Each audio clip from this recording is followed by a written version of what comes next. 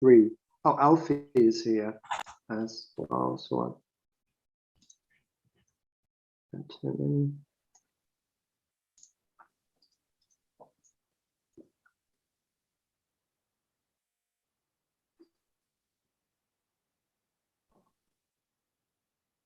hi, Alfie.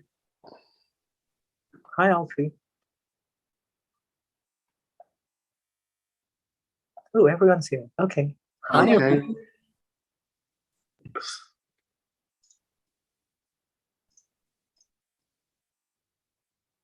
Hi, welcome everyone.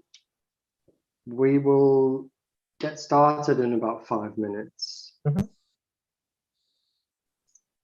Hi, sorry, I just able to unmute myself now.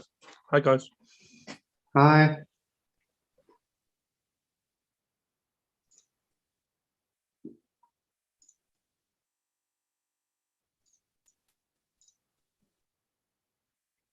Hi. Hello. Oh, hey, Johannes is here. Hi, Johannes.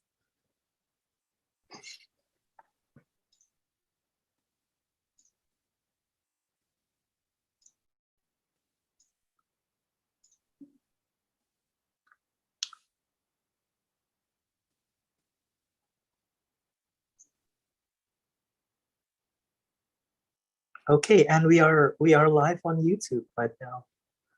That's cool.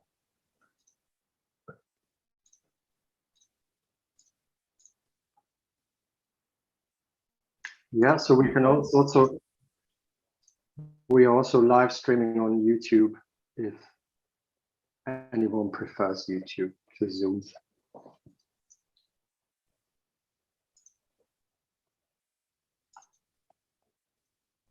Hi, Willow.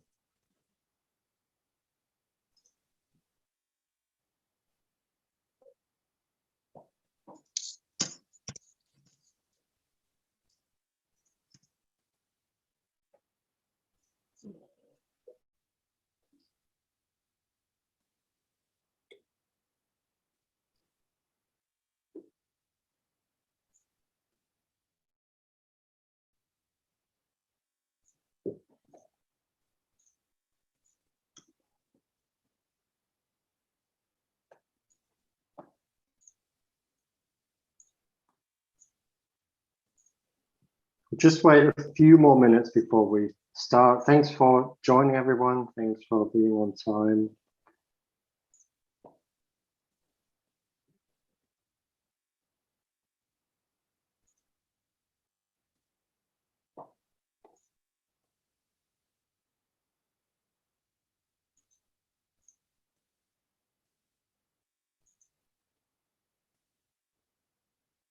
Thank you.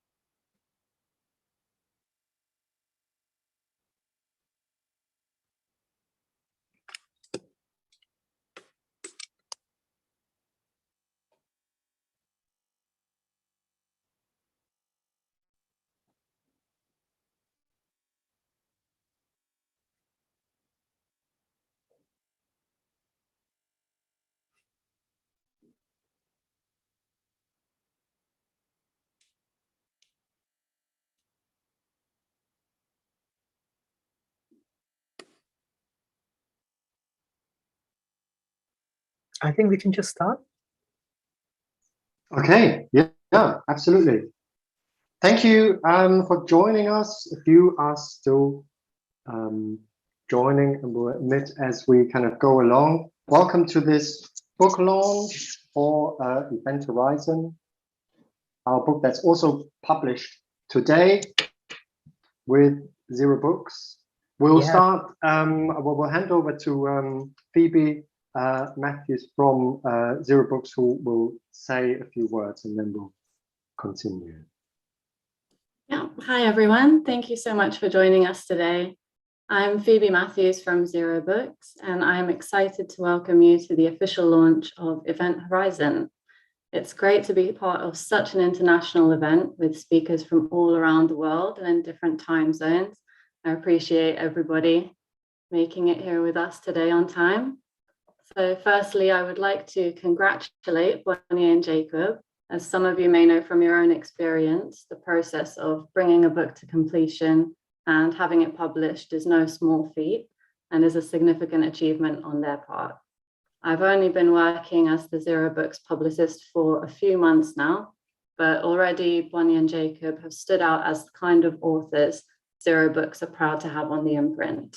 And one of the reasons I wanted to work at Zero to begin with was so that I could support titles such as Event Horizon.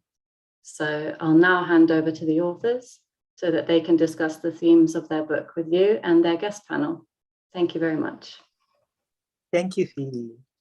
Thank you. Okay, Thanks, and Phoebe. now we're here with, also hosted very kindly by our media partner, Skole. And I guess I'll hand the floor to them. Okay, thank you, Bonnie and Jacob. And same, congratulations to both of you for your books. And yeah, we're here. We're here, Skole Indonesia. We're a philosophy hub from Indonesia, and we are a hub that try to disseminate philosophy to the public sphere, and that's what we do, and that's what we do also right now. And yeah, what we're doing with Bonnie and Jacob also in Indonesia. So yeah, that's it. Yeah, congratulations, Jacob and Bonnie. Thank so much. you. Thank you. And thanks for all your support and hosting us today. I will briefly introduce our panel, our three speakers. In terms of the kind of structure of the event, we'll start, Bonnie and I will start by kind of saying a few words about the book, talking a little bit about the book, and then we'll hand over to our speakers, and then who will sort of deliver their presentations back to back, and then we'll have time for Q&A. Afterwards, you can also, if you've got questions as we are speaking or as someone else is speaking, you can also put questions in the chat, and we'll return to them at the end of the event when we get to the Q&A stage. Okay. I'll introduce our speakers. Our first speaker is Dr. Alfie Baum, who's a lecturer in digital media culture and technology at Royal Holloway University in London in the UK. His most recent book is Dream Lovers, The Gamification of Relationships, which will be published by Pluto in March. And he's also the host of the Lager and Ideology podcast. Thanks, Our Jacob. next Lovely to be speaker- here. Thanks, Alfie. Thank you. Our next speaker then is Julia de Cook, who has a PhD from Michigan State University in the United States. Julia is an assistant professor of advocacy and social change in the School of Communication at Loyola University in Chicago. Her research interests include platform governance, online hate groups, race and gender, digital culture, and social justice and technology. Welcome, Julia. Thanks for being here, especially as it's early in the morning where you are. Also, finally, Rosemary Overell is a senior lecturer in cultural and media studies at the National University of Singapore. Her work considers the intersections of psychoanalysis and mediated cultural formations, and we're very glad that Rosie is here with us, and especially as it's quite late in the way where you are. So thanks so much for joining us. Okay, we'll kind of kick off. We'll talk a little bit about Event Horizon now, and then we'll hand over to the three speakers, and Bonnie will start. Okay, thank you so much, Jacob. Hi, everyone. Thank you for being here. We're quite excited. It's our publication day. My name is Bonnie. My pronouns are they, them. And yeah, I'm here to talk about the book, right? So when we first started writing this book, it was a very different world. The COVID-19 pandemic hasn't even started, and then yeah, of course, it's like, you know, the whole vibe of the world drastically when we actually started getting into writing this book, right? And then also when we finished this book, even we still had no idea back then, because we finished this in about like a year ago or so. We still had no idea about like what the technology sphere is going to look like. We had no idea about this new wave of like crypto and NFTs and Web3 and all of these things, right? So they don't exactly make it into the book, but we feel that the way that things are going, we feel that it is precisely due to those trends that we believe that the ideas in this book are actually pretty pertinent right now, the way that we're heading, right? First of all, there's of course the conspiracy theories, which plays a large part on why the COVID-19 pandemic is still going on, like a lot of anti-vaxxers. A couple of those cases made it into the book, but of course we didn't even foresee that it will be this long and this outstretch. And of course, regarding crypto, even though we didn't mention crypto here, it's based on an underlying fantasy, right? It's about the belief that tech CEOs and programmers and stuff are very specifically attuned or specifically positioned to solve the world's problems, which is, that's a very strong fantasy underlying our times, right? So now here we have the picture with a bunch of people no longer believing in experts, a lot of people just being caught up in their conspiracy theories, conspiracy thinking, and so on. And then on the other hand, we have a bunch of experts primarily concerned not with like disseminating information, but how they could best utilize this condition to actually make more money, right? So we call that a valorization of antagonism in the book, which we explore, right? With crypto, again, we are heading towards a future where every facet of life becomes a financial speculation, right? But even without going that far, like where we are right now with big data, with AI, with social media, we're kind of already halfway there, because existence is basically a data mine, right? It's a kind of when you look at the money form as a kind of like special commodity, there's this kind of spiritual essence, and that's basically how we look at our existence in social media right now, right? It's a kind of an understanding substance as surplus data, so to speak, something like that. So the relationship between people in Marxism has turned into a relationship between objects. But now we feel that the relationship between people has been replaced between images of people, right? So when we talk about images, when we talk about antagonism, that's why we're referring a lot to psychoanalysis, especially Lacanian psychoanalysis, because it is always already embodied, right? Which means it's always already affecting our sexualities. It's always already sexualized, as it were, right?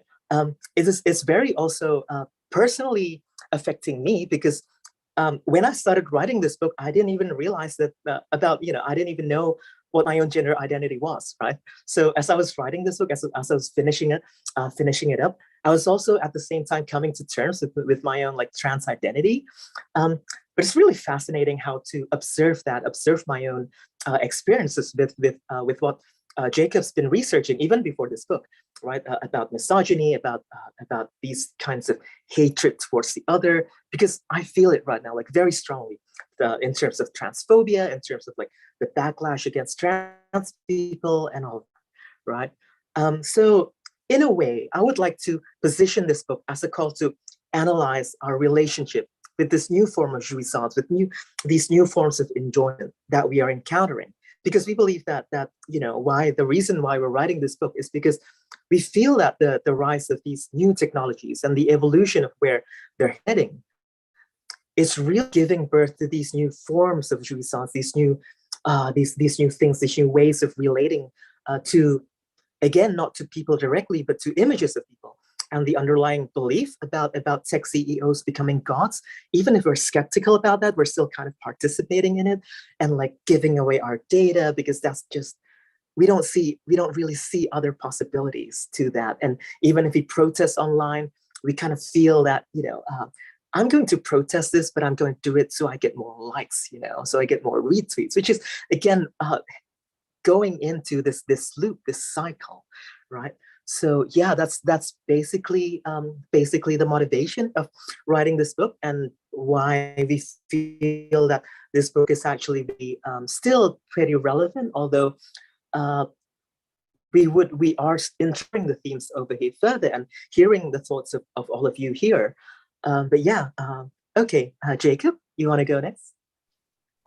Sure, thanks. Yeah, those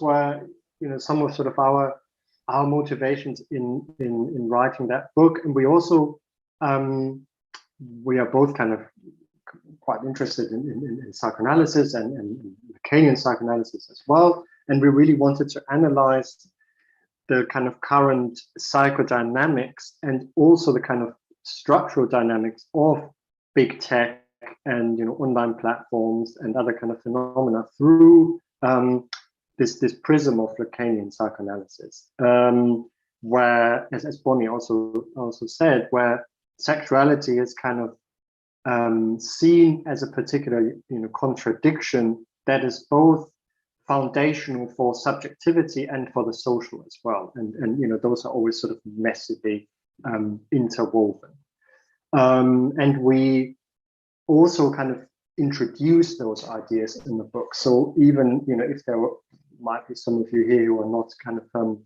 familiar with Lacanian concepts or kind of Lacanian approaches or psychoanalysis, we introduce kind of key ideas and then kind of apply them to contemporary issues. And one of those kind of ideas from Lacan that features quite centrally in the book, I think, is this idea of the sexual non-relation or the sexual non-rapport, and we take that and sort of map it onto the digital, so that there's always a kind of gap between the digital, what we could call the digital subject, and the actual subject, and between the subject, whether that's in its sort of digital form, in its digital manifestation, or in its sort of actual form, and the big other as well, and how this gap sort of expresses itself online. And then what we also do in the book is we sort of argue that there is a driving force behind this situation that that we're in today in relation to politics, in relation to the factors that Bonnie just mentioned. One driving force behind this is this idea of cuteness. So we kind of spend quite some time unpacking that in the book, where the subject and their surroundings must become cute. And by cute, we kind of mean flat, childlike, casual, harmless, benign. So the subject must become cute by acquiring specific signifiers and characteristics. And this kind of what we could call this sort of demand to be cute on the internet is something we then sort of unpack through this idea of the database animal by Hiroki Azuma, who wrote a really kind of important book that was translated into English and published in 2009, where cuteness is sort of both a form of violence and it's also kind of benign form of representation, which shows itself in very, very kind of different phenomena online, or kind of sort of phenomena that are related to kind of big tech, that we sort of look at in the book, like memes on 4chan, hookup apps like Tinder, social media kind of interface designs, things like hearts on Twitter and stuff like that, as well as sort of many other examples as well. We desire a kind of cute self or a kind of cute sense of subjectivity and a cute other as well. And both of these are sort of created and they're circulated and also endlessly kind of taken apart on the internet today. And that's something we kind of really develop in the book. That's it. So that's it from us as a kind of appetizer.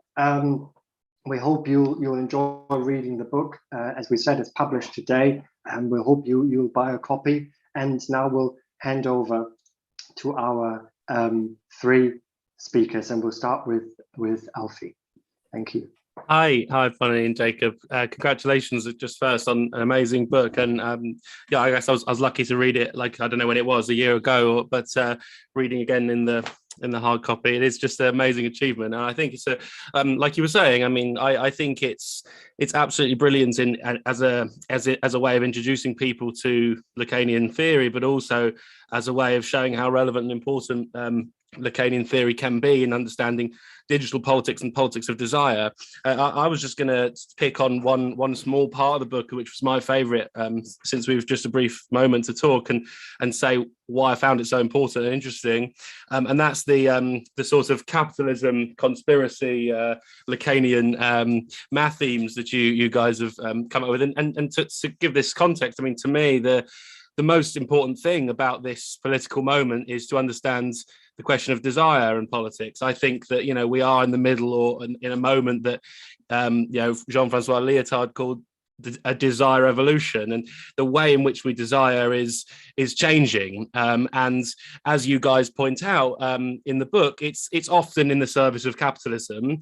And this you fantastic quotes that the progress of capitalism can be read as a progress to know everything there is to know about a subject's desire, and which comes off the back of the charming story about the pregnant girl who goes to Target, and Target's advertising algorithm realizes she's pregnant before she's told her father about it, and then the father storms into the shop saying, after she's got the advertising for baby products, the father storms into the shop saying, "What are you sending us these for?" And it turns out, obviously, the algorithm knew best after all. And the moral of the story being that the corporations of platform capitalism know your deepest desires more than your family members do, and your situation, and in some cases more even than yourself. So then, kind of, I think that there is this existing body of work on how capitalism changes desire, and you're sort of tapping into that. But what you also do in this brilliant book is think about how the kind of radical subversive spaces on both the right and the left are sort of motivated and propelled by a kind of desire politics. So and this is where it starts to get into conspiracy theory, and other and the range of social media platforms, from sort of left Twitter to 4chan and the alt-right. And I think this way in which the book brings together this idea of a transformation of desire, which is often and usually corporate and capitalist, but can also be kind of seen in sort of outrider and edge-ish communities, is extremely important. And then that, to me, comes together really in this wonderful kind of idea that capitalism and conspiracy are kind of mirrors of each other, and using these and really explaining Lacan's four discourses absolutely beautifully. You guys explore this idea that conspiracy theory is almost like the flip side of capitalism, and this to me is a nice example of how both I'll just go for one more quotation about post-truth thinking and the post-truth enjoyment. This is another of my favorites, where you say that the enjoyment present in post-truth thinking is twofold. First, there is the paranoid enjoyment, the thrill of imagining evil cabals and covert propaganda, a fantasy that some group of people is controlling the planet. So your QAnon, your communities like that. But then, second, there's a narcissistic enjoyment. Again, these from the psychoanalytic categories, the pleasure of being among those who have woken up to the truth. So these kind of double feelings that one gets, right? That that's you're and this is the post-truth enjoyment. But so this is something you can identify in right-wing communities, for example, and in particularly digital communities on the extreme right. But then you also say that in certain sense, this kind of hysteria is the logic of capitalism itself, and that, we are in this kind of mass hysteria where these are the sort of dominant forms of emotion and enjoyment that are reproducing themselves inside the system. And I personally find that an extremely brilliant and compelling argument. And just for some brief examples of why, for example, under the way we are now in this political moment, so keen to divide ourselves into these kind of two camps, one on the conspiracy side, one on the capitalist side. For instance, right at this particular moment, you might go for your sort of anti-vaxxers, or you're not, or you're vaccinated people. It could have been Brexit or Remain. It could have been, left or right, whatever kind of formulation. But this kind of weird mirroring of capitalism and conspiracy seems to be absolutely compelling as a way of understanding what is wrong with our contemporary models of desire and contemporary way of seeing each other. So easy to see and apply that to various different manifestations of like political, the way we see each other politically today, and the way that pleasure and enjoyment function within our social communities. And also, I would just finally point out that tallies with what Bonnie just said about this phrase images of people, which I think is extremely important. What is making us perceive the world in terms of images of people, the capitalists and the conspiracists, the vaccinated and anti-vaccinated, the maskers or not masked, the remainers or leavers, and then what Jacob said about there is no digital relation. What role does the digital play in making us think in this kind of world of images of people?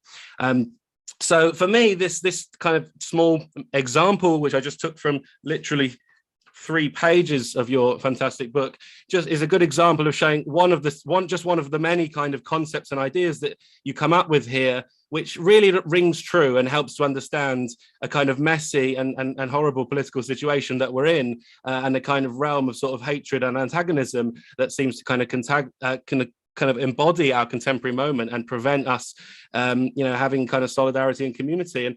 And this book, I think, starts to break down those things and look to a future where we can stop thinking like that. And I think it's an absolutely brilliant achievement. So thank you for writing it, guys. Thank you so much, Al. Thank you. Thanks, Alfie. And thanks for your support. And we'll continue with Julia. Hello, and thank you to everyone for attending the book launch, and thank you to Bonnie and Jacob for inviting me to be a speaker at this incredible event. Again, my name is Dr. Julia D. Cook, and I'm an assistant professor at Loyola University Chicago in the School of Communication. I'm so excited to speak to you all about the book, as well as my own work, and how Bonnie and Jacob's incredible analysis of our current digital environment is so important as the digital landscape continues to both change and remain the same, to quote Wendy Chun, as they quoted in Event Horizon.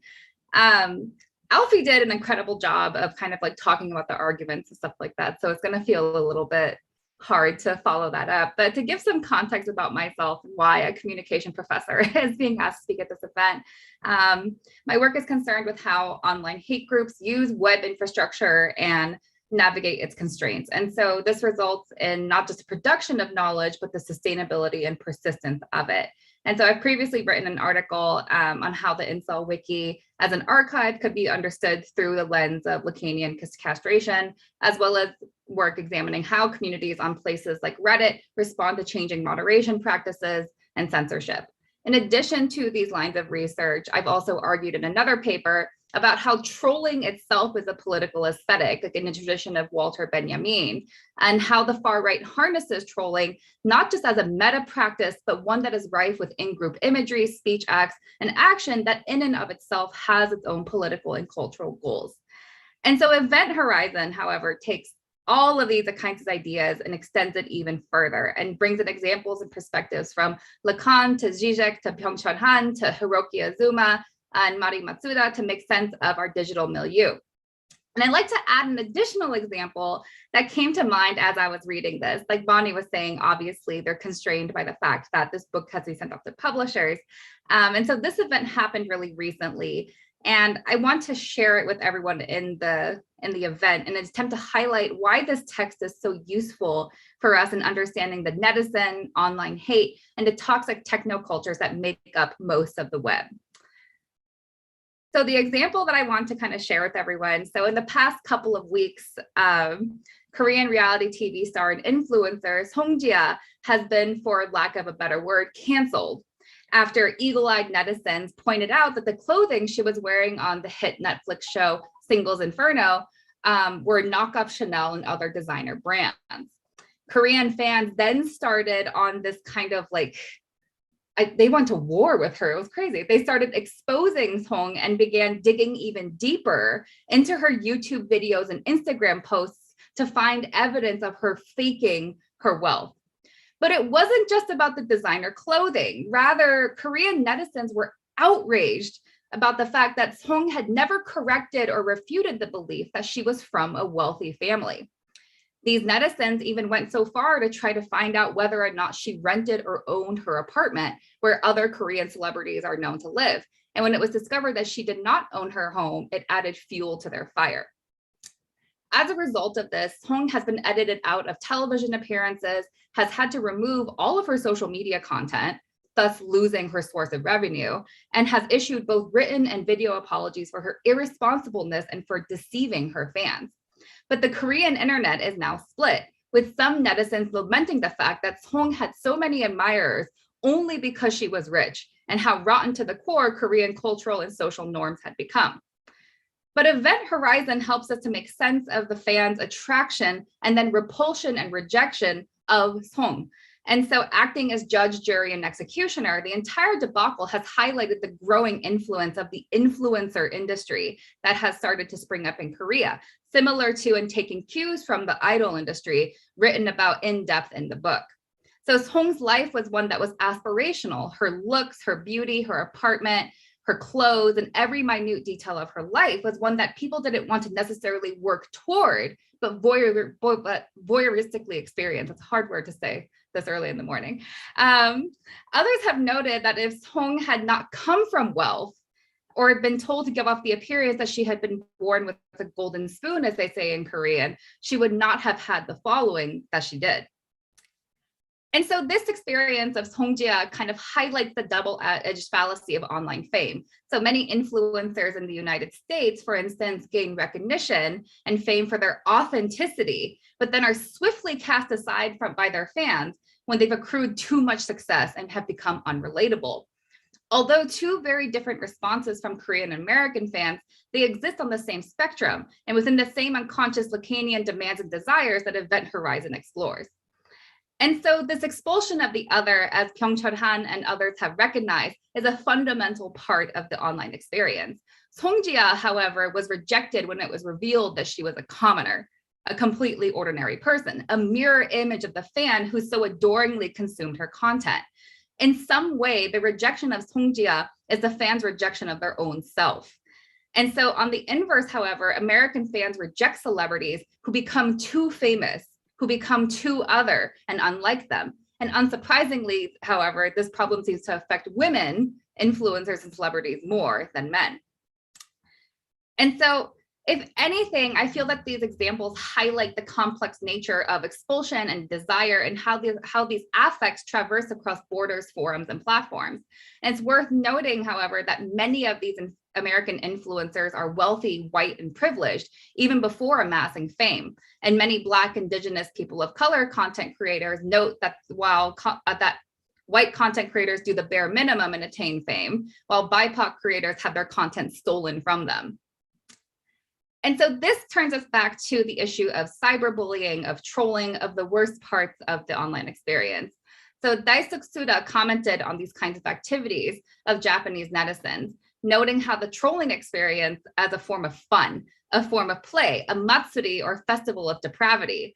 And these kinds of digital communities create and then encourage these affects where chaos, hate, and cruelty and the act of othering are the things that bind them together.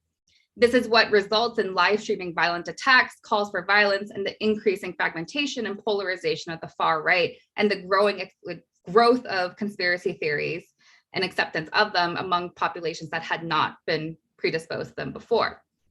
And so I was so excited to see this work incorporating the art, work, and thought of Japanese artists and philosophers to make sense of our current digital world.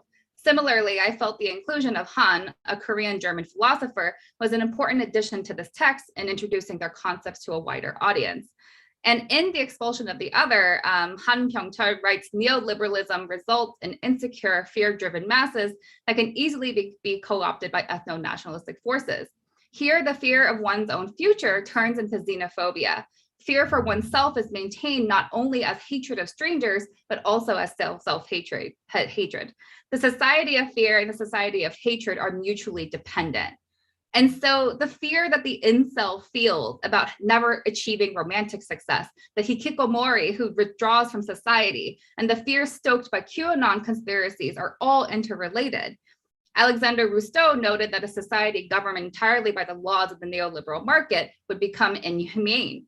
But it doesn't just create social fractures, it reinforces and creates new bonds to be broken.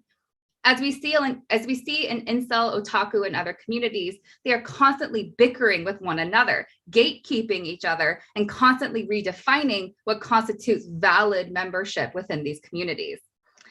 And so the things that otaku, incel, manosphere, far-right communities promise to their members often fail. Many of these communities, particularly, and just more broadly, adopt this mindset of, if I just become as muscular as possible, I will achieve success. They spend all their time in the gym and they report suffering from erectile dysfunction because their energy and low body fat percentage completely zap their libido. This feels like kind of like an out of left-wing example, but even Noodle the pug, I don't know if y'all know about Bones or No Bones, very cute, whose creator has amassed like 5 million followers on TikTok, is cyberbullied. Jonathan, his owner, often receives hate mail and death threats when the Bones or No Bones reading of the day does not go the way that the viewer wants it to. Songjia is canceled for wearing fake designer clothes when she never said that she was rich. What these things have in common is the combination of desperation and vitriol that is so emblematic of our current neoliberal digital experience. People chase happiness and even try to provide it to others, in the case of Noodle the pug, and are only punished for it in ways they could not have fathomed. As Akihiro Kitada noted, these online spaces and practices are not faults of the system, but rather highlight the very potential of the medium itself. And so with that, I turn my time over to Rosemary and want to say congratulations and thank you to Jacob and Bonnie for this incredible book. It stoked my imagination and really helped me feel like a sense of passion and drive to continue this work. And I hope it inspires the same in others. Thank you so much, Julia. Thank you. Thanks, Julia. Thanks. Hi, everybody. I'm Rosie. Thanks for passing the mic, Julia. And yeah, wow, congratulations to Bonnie and Jacob. It was such a delight to get the email invitation to launch this book. I was actually sort of thinking, oh, maybe I was like down the list and a lot of people must have said no. But I loved the invitation, and the book itself I raced through. It was one of those things that leading up to starting teaching, I was reading, couldn't put down when I was supposed to be reading my course prep materials. But the main thing is I've already been, maybe not the main thing, but one of the key things about it, which I think both Alfie and Julia pointed to as well, is that this is a highly readable and I think teachable publication. I feel already I could draw on it in my digital media cultures course this week. So I kind of want to loop through as the final speaker, I guess everybody's ideas as well as responses, as well as I guess my own responses to this item, this event horizon. And I think through all of our responses here is this key idea of the valorization of antagonism. And of course, antagonism is not an inherently good or bad concept. However, as Jacob and Bonnie point out, it's the gamifying. And of course, this is, feeds well into Alfie's work. And I look forward to your new book on gaming and dating or gaming intimacy. But this gamifying, this valorization of antagonism, which produces perhaps a problem or a problematic for us to face in terms of thinking about how we might produce a digital media space that is, dare I say, more ethical. And towards the end of their book, Jacob and Bonnie point to this through Lacan's idea of the syntome. And I really feel like that final chapter is the most bold and provocative part of the book, because a lot of our work in Lacanian cultural studies, I guess we would broadly call it, is this diagnostic work, right? This work where we identify and rightly critique a problem. But, and of course, I don't want to fall into a kind of naive solutionism, which is the very thing that Bonnie and Jacob don't do. And I think Zero is the space where you can have that experimental play. I think you call it a playful event, is this syntome that which you're offering. And in fact, this is quite a radical idea. It's not bound to, or at least tries to provide a way out of the type of master signifier solutionism offered by various forms of, we might say, traditional left-wing politics, and I use that in inverted commas, but also, I guess, the nouveau forms of identitarian or identity politics, again in scare quotes, which again, Bonnie and Jacob have a reflexive position on within their book. So I was reminded, and again, as Alfie pointed out, the book takes us on a fantastic journey through key concepts of one of the most difficult thinkers, I would venture, Lacan. But what I was most reminded of was his seminar on identification. And of course, in this seminar, what he critiques is, in fact, identification, instead offering subjectivity as the site or the embodied subject, maybe not his word embodied, but a subject as the site for, might we say, something towards, moving towards liberation rather than a full identification. Or as Bonnie and Jacob discuss, we might think of this full identification through the idea of the cute or the image or the selfie.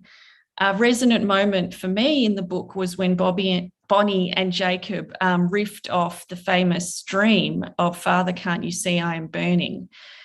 They spun it to say, Father, can't you see that I'm a selfie?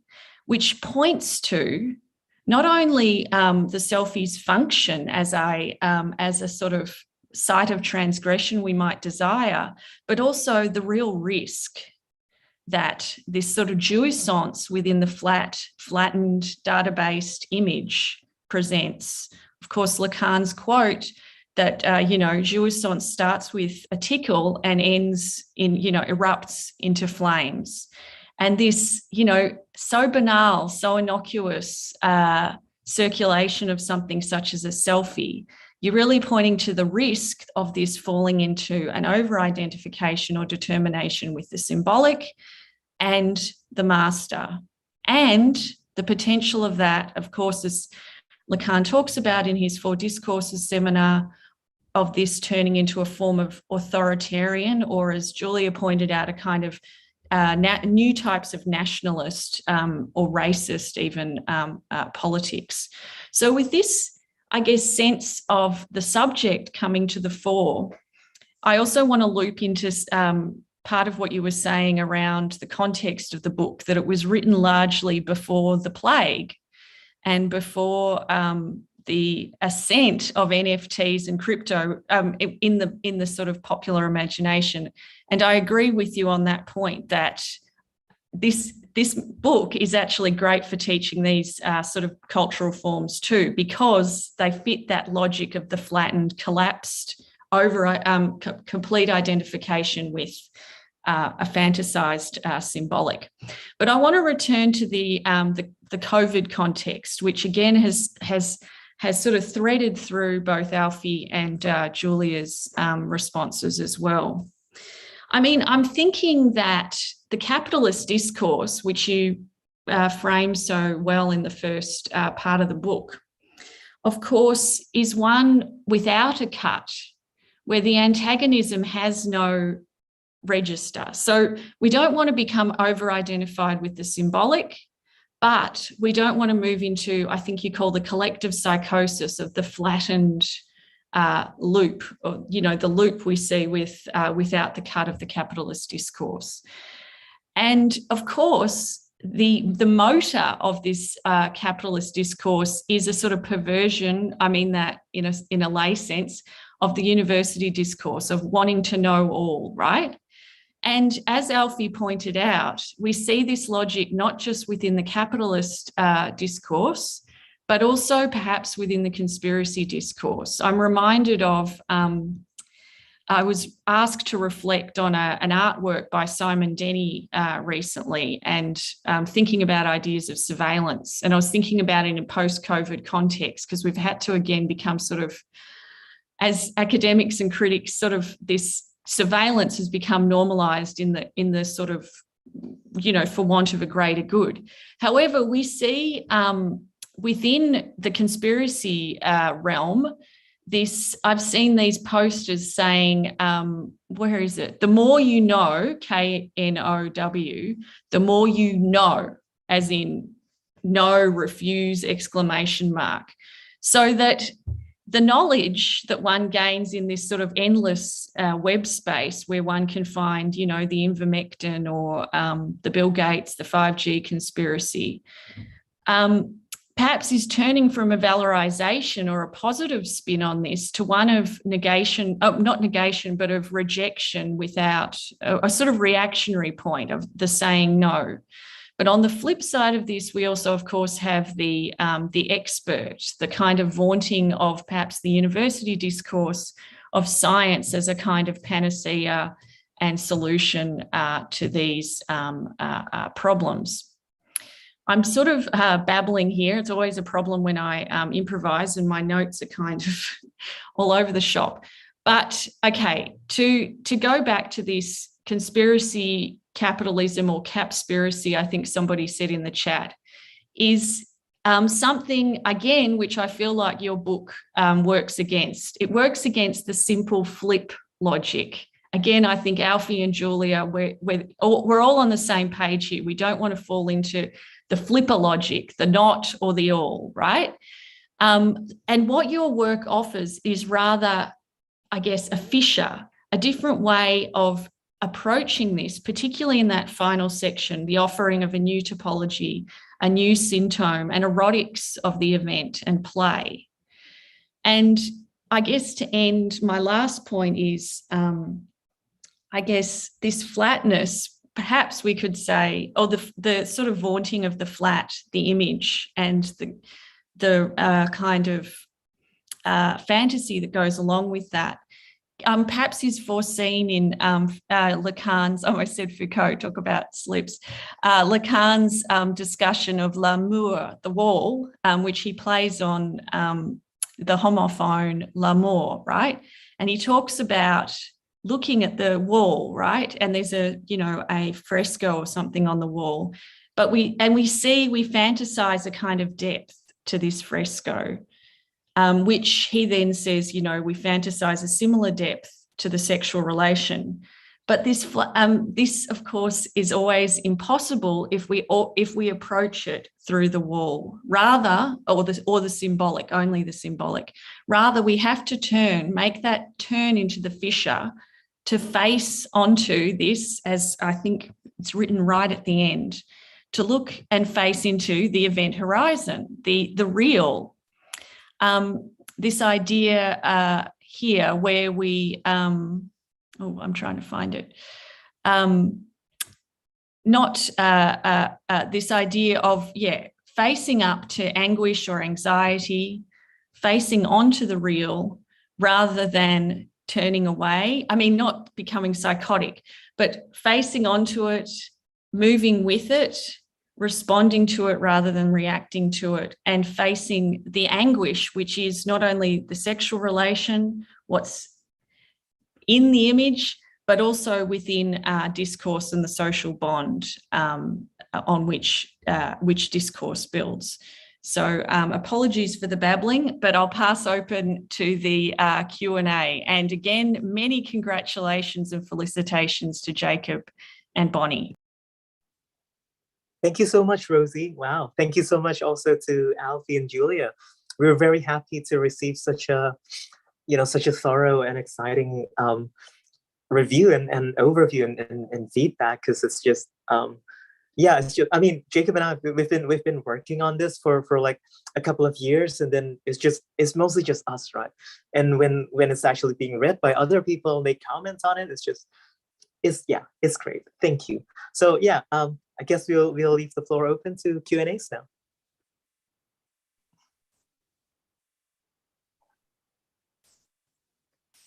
Oh, okay. You're free to open your mic, but you can also put it in the chat, I guess. How can we be sure that we aren't also othering capitalists? Just to be clear on your side here, I've really enjoyed this chat. I just want to play the role of bootlicking devil's advocate, which is also quite enjoyable. Okay. How can we be sure that we aren't also othering capitalists? The reason, I think it's because the logic is different, right? Because it's like, it's the same thing. It's kind of a similar thing as asking, how can we be sure that, the money form itself is different than other commodities? It occupies both, because it occupies as money and also as a commodity. And I think by being capitalist, you already occupy these kinds of power relations, which has its own discourse. So you are at once, to use Timothy Morton's terminology, you're at once a subject, but also a hyper subject. You are directly connected and manipulating, owning all of these means of production of knowledge and all these things. So I guess that's where I would say what it's like. It's not really explored in the book, I don't think. Jacob, do you have any thoughts? No, I think yeah, we're not really kind of touching on that in the book in that sense. No, I don't have anything to add at this moment. But it's a good question. The thing is that we have to differentiate between obviously the individual and the, goes back to like since Aristotle or whatever, the house builder but not building a house, blah, blah, blah. But yeah, it's different. Like when you are a capitalist and you function in the system, then, obviously we're gonna other you because you're the cause of the whole othering of everything else, right? You're like occupying that position where, because you're there, then everything else is othered in this capitalist manner. But then, of course, if you relate to other people who maybe happen to participate in some, I don't know, NFTs or crypto trading or whatever, then okay, I'm gonna relate to you as a functioning as a digital artist or whatever. Then that's gonna be a bit different, right? So I think it's important to really I think this was from the late Michael Brooks, I think, like be kind to people and be ruthless to systems.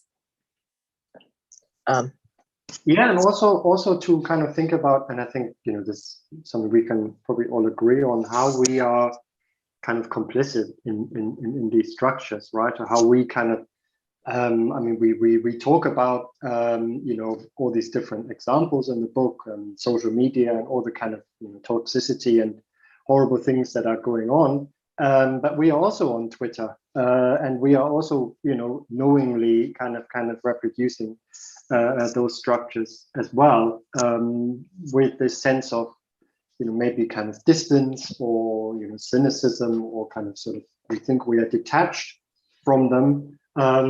But then, of course, we kind of need to sort of take that into consideration as well. I think there was another question. I think it's a great addition by Rosie. It's hard to other that which appears as neither subject nor complete object, but only as partial. Yes, and I think this is like the notion of hyper objects, right? You can never see the entire object. You can also see parts of it. So othering becomes a different kind of mechanics there. Mm-hmm. Yeah, and following up on Jacob, and I think you mentioned that earlier also, Rosie.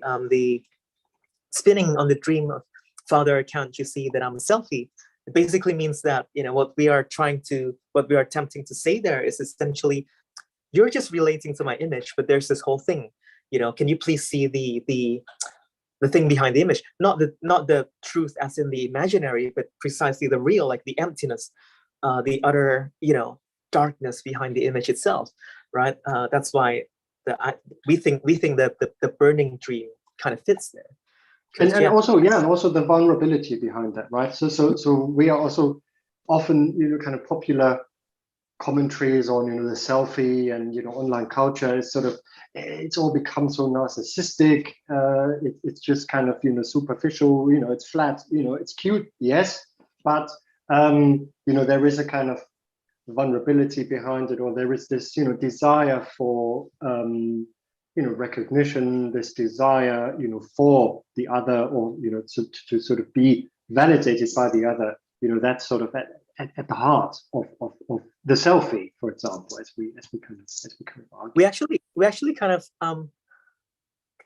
we posted this. We sometimes post extra articles to our Medium page, and we posted one about Bo Burnham, white woman's Instagram. I think that's perfect to illustrate this point, because yeah, is this heaven or is this a white woman's Instagram? But then in the middle, he goes on this long tangent about, like, missing her mother and so on. And it's just I think it's beautiful. I think it's a great illustration of our point there, a lot more simplified.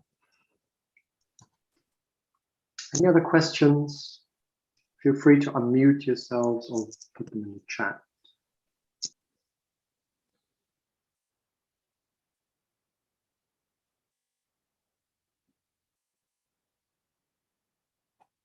I think Jack's typed a question in the chat.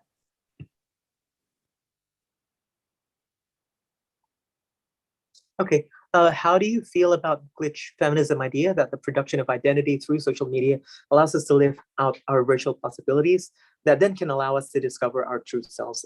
Jacob, do you wanna take this? Thanks. I think that's very interesting, and that's a complex question, because in a way, that's, we kind of, I think we are sort of arguing that's the ideology of big tech, right?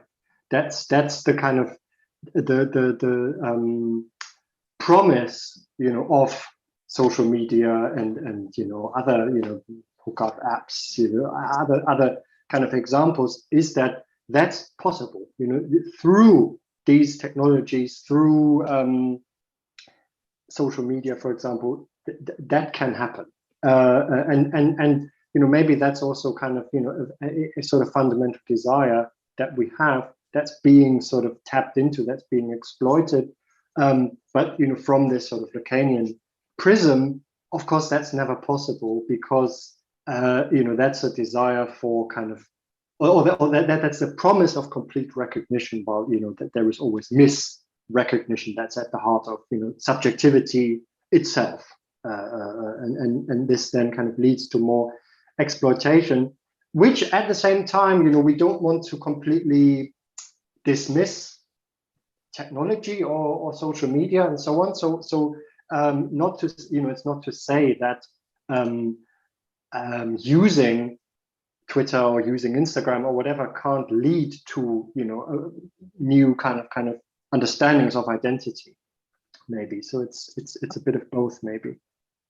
Yeah, and personally, I feel I've read Glitch Feminism a while back, but I'm not sure if I'm getting the points correctly, but I do really like the idea personally, because for me, like, my own experience with gender is that I'm glitching gender deliberately, right? Because I think a lot of people say this, that in the trans community, we're basically living our lives as science fiction, because we kind of now just are realizing with technologies such as HRT and all of these other things, we could actually manipulate our own bodies, since we now realize that this is just an image, it's just carbon based instead of pixel based, right? So we do feel that the production of identity through social media, it kind of not in the naive sense in the 90s that social media is open space, but we do feel that it really calls to attention. Zizek mentioned this once before, that our lives has always already been virtual, right? So I think taking that notion and just applying it to real life, to like real physical bodies, and just like glitching, just taking that freedom. For me personally, that's been liberating. So yeah, although I do question that is like it's a true self, you know, for me, I don't feel like, you know, I feel that this is closer to, you know, living out truth or whatever. But again, scare quotes over there, because then, you know, you have to question what do you mean when you say the truth and stuff like that. But yeah, the potential of glitching things to actually make it the way we want it, I think it's definitely there. So yeah. We've got another question on conspiracy. I think Bonnie, do you want to take that one? Okay, sure. This is interesting. I'm gonna read it. I'm gonna read it first. Yeah, essentially, the biggest correlate to belief in conspiracy knowledge. Conspiracy is knowledge in real conspiracy. When we talk about the collapse of trust, sidetrack into things like deep fakes and so on, and then of course, essentially, it's just that because the systems cannot produce reliable things, then, you know, we tend to believe in conspiracies. I think I'm understanding that correctly. Okay, this is interesting because we do feel that this is not exactly, what is it, the opposite of one another. But the thing is that it's not the belief in that people are doing conspiracies, we feel, but it's the belief that people are doing conspiracies in such a way, in such a capitalistic way, in such a way that's so so imbalanced in power, that we feel that we have to make sense of the things that might be going on there. Again, it has to do with the enjoyment of not being another sheep. It has to do with the enjoyment that, oh, everything's in ruins, but don't worry, we have at least someone is in control, right? So definitely the rise in conspiracy thinking does have a strong correlation with the rise in actual conspiracies. But I would define that by nature, relations in capitalism, in digital capitalism, is already conspiratorial, right? You don't have to. Conspiracy is no longer this really vague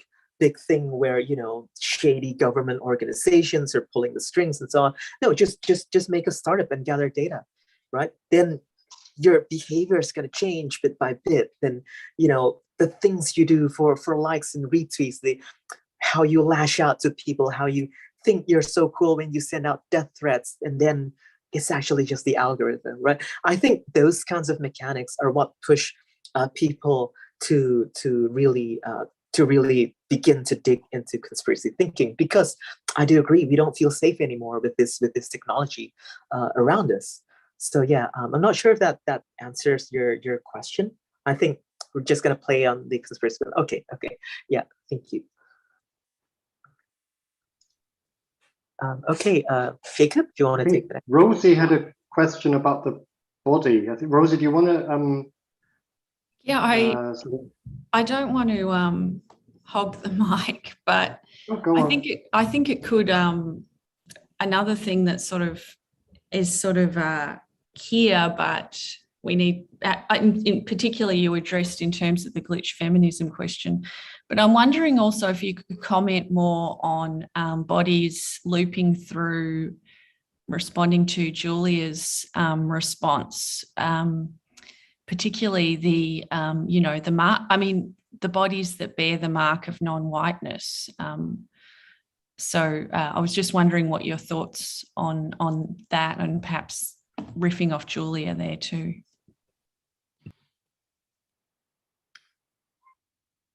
I'm sorry, what was it again? What did Julia specifically mention about non-white bodies?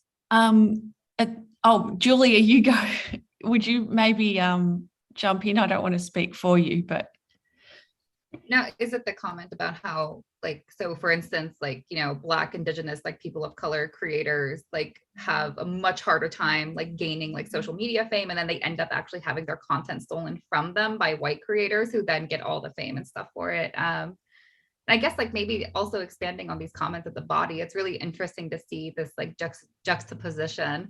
Using all these hard words early is hard for me, but of how, especially I think in the context of like the social media influencer, like they're both consuming subject and object of consumption.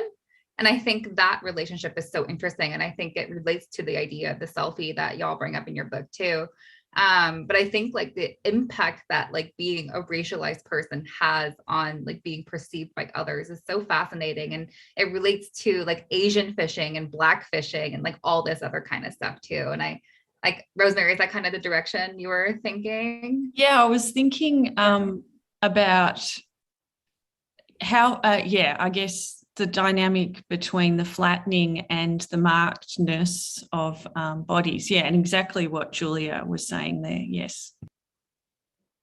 Okay. Yeah. Well, I think the simple, gonna expand on this later, but like the simple answer to the reason why that's happening is essentially because, you know, the production of knowledge is always centered on whiteness, right? Because it's always, you know, white people tend to be the one who have access to the tools of producing technology to produce and disseminate knowledge, and that's why you know all of these non-white and other minority identities tend to get there's the thing stolen from them, right? And then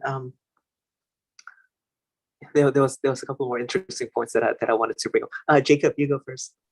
Yeah, and also I think, you know, that that's not it's not something that we sort of discuss so much in terms of psychoanalysis, but that the internet, you know, has turned kind of really right wing, you know, as in a sort of structural sense, and you know, social media and so on, despite all, you know, kind of talks about cancel culture and stuff like that, that there is a sort of atmosphere, I think, still, you know, very present on social media that you know, still I think privileges kind of white bodies and implicitly and often very explicitly makes it, you know, a kind of dangerous space for subjects, you know, that are not white, even though there is, you know, kind of pushback, or we see kind of, you know, forms of organizing and so on. We see that happening as well, but those factors are sort of objectively there as well. Yeah. And I would also add that it's kind of cycling, you know, and even now when I think I mentioned this in the book also, or not sure if it got cut, but when I log out of like YouTube and then I visit the site, things that are recommended to me, it's just like vastly different. And I mean, like really, really different. And, you know, I'm just trying, you know, what kinds of content are being pushed by the algorithm if I were to log in at certain places, or, you know, they assume that I'm just because I'm logging in there and I don't have, just because I'm accessing the site there, but I'm not logged in. And then, you know, there's that dynamics of YouTube or other places assuming that these are the kinds of content I like, which are, a lot of them are just very bigoted content, and just, you know, all of these things that aren't really quite healthy, right? So and then that pushes people to actually other them further, because it's like, oh, that's just because these people have different tastes, and then of course then all the racism goes in there, all the classism goes in there, and then it just kind of this it's just kind of like this cycle that just strengthens one another. And I think that's what's very insidious about algorithms in regards to non-white people, in regards to classes, class divide, and all of these things. And I think we should be careful regarding those things. Yeah, and we also, I mean, we also sort of talk about these dynamics, I think, through this idea of kind of disindividualization, or that kind of social media and I mean platforms in general are disindividualizing. So they're kind of individualizing on one level, where they really allow us to you know, kind of present ourselves as subjects through fairly rigid you know, kind of mechanisms, but we can still kind of, you know, present ourselves how we think we are, or what sort of who we think we are, and using, you know, particular signifiers, and we get 140 characters or whatever on Twitter to do that. So that's very, that's what makes this so attractive to the individual. But then the kind of what goes on behind that is big data, surveillance, exploitation, and so on. And that's then very kind of disindividualizing on the part of big tech companies and so on. And we're not to mention trolling and misogyny, racism, and so on. That's kind of happening on top of that. Oh, Alfie's left, by the way. Yeah, thank you to Alfie, although he's no longer here. Any other questions? We have one. We haven't answered. What prescriptions do you have for dealing with trolling, alt-right conspiracy, and how do you counter these political dynamics without certifying the power and domination of platforms as part of the state, as this may limit potential for political speech on the left? Jacob, do you want to take that? That's a very good question, because I think on one level, a problem here are the platforms themselves as well, right? So we can, there can be sort of, even if we had our best intentions, and suddenly the sort of atmosphere on social media would change to a much more kind of open and deliberative or communicative sort of atmosphere where we can debate with each other, or things like that. That's never kind of desired by the platforms, because that's not how platforms are structured in relation to algorithms and so on, what we've been talking about. So in a way, we need to kind of move beyond platforms, which is something we then kind of unpack in the book's conclusion. But we don't want to kind of give away too much of the book, because we want you to read the book. But one answer to that question, I think, is that there is a platform, that there is a problem with platforms themselves. And then, of course, the other problem as well is that it's kind of also sort of inherent within the left, how often debates or arguments or kind of contradictions or disagreements are handled within the left itself is often very kind of problematic as well. Yeah, I was gonna quote a few things from the conclusion of the book, but then I'm not too much. if that might spoil things. Essentially, we feel that it's just the political imagination has been stagnant for such a long time. I think. Can I do this? Can I quote some of the three questions that? Sure. Okay. Just yeah. Please still buy the book, but I'm just gonna read you a couple of stuff from here. So we think in terms of solution, we feel that we don't have any kind of political programs here, but we feel that there are some important questions to ask. And the first is that the epistemic question: how can we enable access to and diversity within epistemology that is not motivated for profit, but supplemented by the dissolution of essentialist identities and the creation of a new universality across the marginalized? The second one is the political question: how can we achieve a fair distribution of the material substrates of power, that is to say, wealth, technology, and ownership of data, to build new spaces of technological play? And the third is the economic question: how can we create an economy that does not valorize social antagonism for the wealth of the ruling class, but can generate real wealth for the general populace? So we feel that these three need to go hand in hand together if we are to make a political program: the epistemic question, political question, and economic question. And we do feel that it's not impossible to actually achieve it, or at least to imagine it, because we do feel some of them, parts of them, they've existed, such as like Wikipedia and just peer-to-peer file sharing system, right? And then open access publications and certain kinds of piracy movements.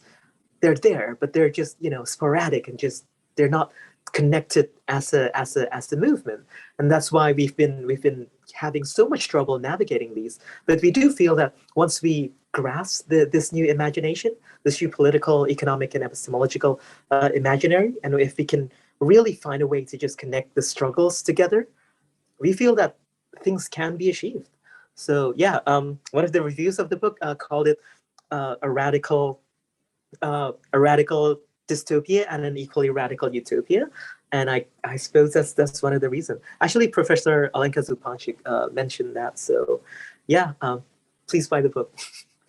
And I think this also this briefly or mentioned a few times already. We kind of feel that this change or rupture or revolution, whatever we want to call it, it according to us, this must kind of involve moving beyond the master signifier, moving beyond those logics, moving into this idea of the symptom, or then what we kind of unpack through this idea of the erotic through Audre Lorde, which is done more in the conclusion. Yep. Yeah. In the end of the book, I mean, we take a lot of cues from poetry, from activism, and just a lot of those things, which is our attempt to move beyond the master signifier. We actually really like. I personally really like Chiarina Cordella, although we didn't explore much of her thoughts here. But when she said that even the paternal function itself is a fiction, then yeah, that's how we could move beyond this. So yeah. Do we have any more questions? Oh, Julia, do you wanna talk to us a bit more about your article about Benjamin and trolling? I mean, I don't want to steal like the spotlight and stuff like that. I shared the article in the This chat. is everyone's spotlight here. Yeah. No, I shared the article in the chat. It's a short article. It's a quick read, friends. But I guess just to kind of like follow up on your comments too, I guess I've been finding myself returning a lot to like Nancy Fraser's work. She just recently came out with the book, The Old is Dying and the New Cannot Be Born, like Gramsci said that. And she kind of talks about like, from neoliberalism to Trump, and kind of like imagining a way forward. And I'm actually teaching a class this semester called like The Rhetoric of Utopia and Revolution. It's like an experimental course, but my students are already depressed. So like, I hope they start feeling better soon. I literally started them with The Wretched of the Earth, though, which is kind of my fault. Like, I don't think that was like the best foray into this, but I think the way that Event Horizon ends is so positive and uplifting, because I think a lot of it is kind of like, oh my God, like this is the internet that we've like created and accepted. Like maybe we should all just like, it was a really nice social experiment, but I think we should all go home now. Let's just like cut our losses. And I think also, I mean, this we've kind of mentioned before, I think a few times in sort of when we talked about the book on podcasts and so on. I think we also, one of the kind of motivations for writing the book is that we felt a bit nostalgic about the old internet, right? So I think both of us kind of probably grew up with an internet that was different to how the internet is now. And, that there was an internet that was less kind of, dominated by big tech and so on, where people still had, kind of personal websites and things like that, or maybe even people were kind of blogging. But maybe when blogs started, maybe that's when everything started going downhill. But I think we probably feel a little bit of this nostalgia that we can also return to an internet that is more kind of, less controlled, that is more kind of, so there's more sort of anarchy there. But at the same time, it's also more, relational and kind of more open. Sort of, that's how we sort of saw the internet. I mean, I'm sure many, saw the internet change so much in the last, I don't know, 15 years or so.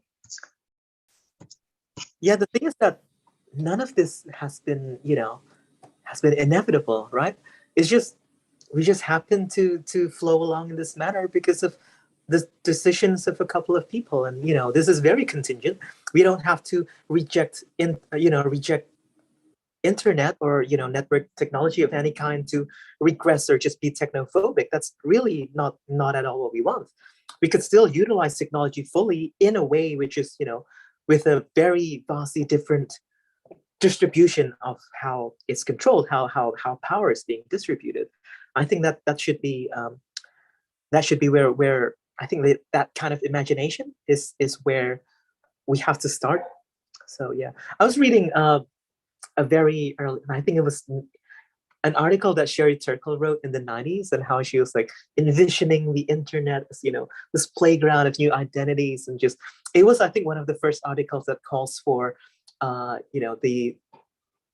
she called it, like, I don't know, I forgot, but like a kind of like a marriage between studies of computer and psychoanalysis, and she was mentioning Lacan and stuff like that. It was just like, oh, it's very nostalgic, but yeah. Oh, Yeah, and Angel. I just mentioned Angel Fire in the chat, but like I think I feel like we're just like chatting at this point. I don't feel like a lot of people have like burning questions. ICQ, Rosie. I remember ICQ. Yes. I had to embarrassingly. A friend of mine asked me for my TikTok username over the weekend, and I told them, and they laughed at me because it was actually my like AIM username, like AOL Instant Messenger username, and they like made fun of me because it was like absolutely a name username. But I think that's the point, right? Like I think like being in a university setting, like talking to my students and stuff like that, like they crave that web 1.0 experience. It's really even though they don't know what it was like. They don't know what it was like at all. They're like obsessed with the nostalgia of it. Like all of them, their favorite show is Twin Peaks. And I'm like, this show came, like, what is going on, right? And I think it's so fascinating that like this generation of internet users, like they crave that like more like authentic, like chaotic, archaic experience, but like that simply does not exist for them anymore. And it's being kind of like manufactured for them. But there's this like huge like rejection of like Facebook and stuff like that. And even like Instagram now is becoming more Facebookified. And like Rosie mentioned this in the chat, but like Discord and Reddit, but like Reddit too, it's like starting to like do a lot of ads. They've included like user profiles and like all this kind of stuff, which like Reddit users hate. But it's really interesting to see how much like this new generation is kind of trying to like reject big tech, but then still kind of like signing on to it. It's a weird dichotomy, I think. I think it's something definitely worth exploring too. Also, the weird obsession with like 90s era nostalgia is interesting. I think there is actually I think there's a book actually that recently came out with zero zeitgeist nostalgia. I think that book looks at some of these questions actually, I think, and I can't recall the author's name now, unfortunately. Any other questions? Any we have comments? we have been in the chat. Summoning the recent popular culture debate between Damon Albarn and Taylor Swift, could you speak about the experience and process of co-authoring the book? Yeah, I saw this on Twitter. I'm kind of like, Damon Albarn, why did you have to say that? But anyway, that aside, Jacob, you want to take this? Like how? I wasn't aware of that debate. I don't know what that debate was. That just shows I'm not kind of on top of my social media game. But co-authoring co-authoring the book. That's a great question. Thank you, because it's that was also, I think, for me, that was really kind of the first time I was sort of really doing a kind of large piece of writing, collaboratively together with someone, and so that was a really kind of interesting, really great experience. I mean, we've been working together for actually quite a number of years now on various things and so on, but this was the kind of first time that we started writing a book together. And it was great, because I think we kind of had similar ideas. We kind of knew maybe what the other person was sort of thinking in a way, and what also worked I think, really well was our very, very different time zones. So when I would sort of wake up, I would see that Bonnie had, you know, done lots of edits to the document, to the Google Doc, and, you know, vice versa. So that was, you know, that was great. Yeah, so we kind of like divided because I had a general idea for the book and like structures and chapter divisions and stuff. We kind of like divided up who's gonna be in charge primarily of which chapter, and then we just kind of like swapped, you know, just kind of edited each other's chapters and then restructured the book as we go along, and then eventually, eventually it became this book. One of the earlier challenges was how to make sure the voice isn't really jarring between the two of us. So because I tend to write in a lot more polemic, in a more polemic style, more literary style, even like very, very personal and very not academic. And Jacob's the more academic person here, and so he'd be like, hey, you know, this isn't gonna fly. This is like, you know, you need more references here, and who's gonna where's this line from and stuff like that. So yeah, I'm learning a lot in the process. It's actually my first my debut theoretical book, and wouldn't have managed to do this if it weren't for Jacob. So I'm endlessly thankful for that. But yeah, it's been quite an interesting process of co-authoring a book. Yeah, and I think that's really something that Zero, you know, books allow sort of allows authors to do, you know, as a kind of platform, is to kind of write it, or, you know, in kind of ways that are sort of a little bit less academic. So I was kind of normally I'm kind of writing, you know, kind of academic books, and even though, you know, we've got references in there and it's all kind of watertight and everything, but it was also for me a very kind of liberating experience, you know, to be able to write in this way and kind of following Bonnie's lead, you know, in that sense, really to kind of write in a bit more polemical style, or, you know, in a sort of kind of freer way, which is something, you know, you can't really do in academic writing. So that was, you know, that was great. It was such a great experience.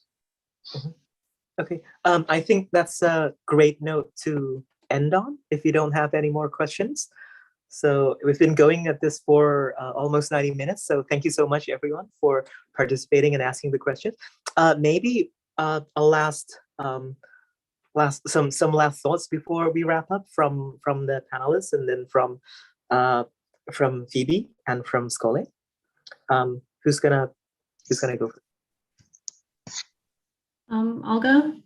I just wanted to say, just going off of what you closed with, Jacob, that I think it is really important that we're able to speak about issues like this that is affecting our contemporary culture, but in a way that is more accessible. So I think that is one of the successes of the book. That, I mean, you know, you don't need to have a PhD to be able to understand the concept in it and to be able to relate to things to your own lives. So yeah. It's a great read, and thank you so much. Thank you. Okay, Julia and Rosie, do you have any? I mean, I feel like I said it already, but I just, again, like I've been in such a slump with like my own scholarly work, and I don't know if like Rosie, you like nodded a little bit. Like I felt like I was in such a slump, and I don't know, it just felt like I felt so like reinvigorated by this, and like just like the ideas that it helped kind of like help me like think through and like help me like come up with and stuff like that. I'm just really excited for this book. I can't wait for people to read it. I can't wait to assign it. I teach critical media theory, and so I'm just really excited for this book. Congratulations to you again both, and you know, really hope to see like more collaboration between the two of you moving forward, because this was great. So that's all I have to say. Thank you. Thanks. I just echo Julia. It's such an energizing and enlivening read, and congratulations again. And also, this discussion's been really good. Hearing you respond to some questions that got you to sort of delve into more detail about the book So yeah, well done again. Enjoy your day, evening, and celebrate. Thank you so much, Rosie. So yeah, thank you so much everyone for coming. It's out since today, starting today. You could already order it and get it delivered straight to your door. And also, if you're in Indonesia, I think some people here are from Indonesia. We are actually in talks with a bookstore here that might also be carrying this in Indonesia, like very, very recently. We still don't know. We still have to talk more about this with Zero Books, about how it's gonna go and so on. But yeah, you could also get this book here in Indonesia too, apparently. So yeah, I guess with that we could close out the event. Skole mentioned. Oh, okay. Yeah. Do you have anything else to? Okay. All right. Thank you so much to Skole for being our media partner. And this talk will be up on YouTube. We'll share the link. It's kind of already there, but yeah, we'll be sharing the link and the information too. Again, thank you so much everyone for coming, and have a great day or